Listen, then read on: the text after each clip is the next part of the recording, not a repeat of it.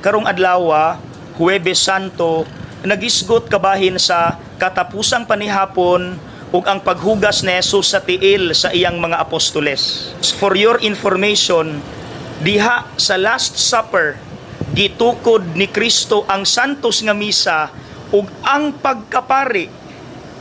Diha gipakita nga si Kristo di ay ang labawng pari. So dili di ay mi dapat mo ingon akong pagkapari. No.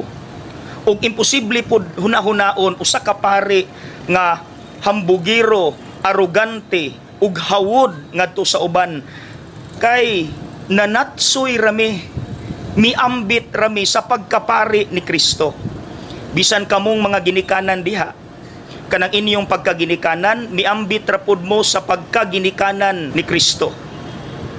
Bisan kinsa diha nga leader, boss, miambit ra pud mo sa leadership ni Kristo.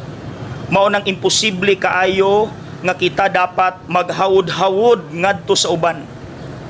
Munang ang modelo nga gihatag ni Kristo, ang paghugas niya sa tiil sa mga apostoles, usa sa pinakaubos nga trabaho sa iyang panahon. Very humiliating, very humbling.